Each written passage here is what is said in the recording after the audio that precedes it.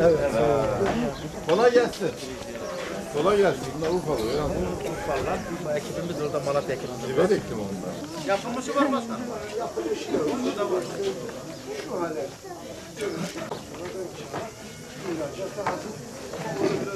Malatya'dan geçmiş.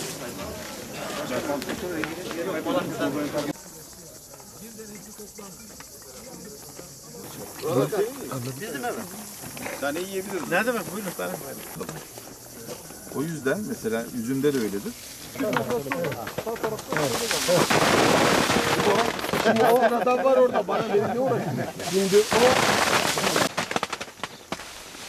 burasını ilk defa veriyoruz Malatya'da. Valimizin çocuklar valla ben ağaca da çıkarım. Ben çıkarım oraya ama Burada gel ha burada. Sayın Gecikti mi? Biraz şiirlerle. Ama çok gecikti. nedir? Hadi başlayalım. Uyuyor mu vatandaş? Uyuyorlar. Yani sorun olmuyor. Biraz fazla istiyor ama Malatya biliyorsunuz dünya kayısı başkentinde yaklaşık bir haftadır 2022 yılı 2023 yılı hasat dönemimiz başladı. Hem burada bir üretici arkadaşımızın bahçesinde onları Sayın Valimizin başkanlığında kendilerini hem işçi arkadaşlarımızı ziyaret edip hem de ilk hasadı burada birlikte yaparak hasat dönemimizi başlatmış olduk. Ben özellikle Sayın Valimize bugün bizleri kırmayarak burada bizimle birlikte bu hasat döneminde bu kadar mutlu bir ana şahitlik etmesinden de çok mutluyuz, çok teşekkür ediyoruz. Cenab-ı Allah hayırlı bir hasat ve hayırlı bir kazanç versin.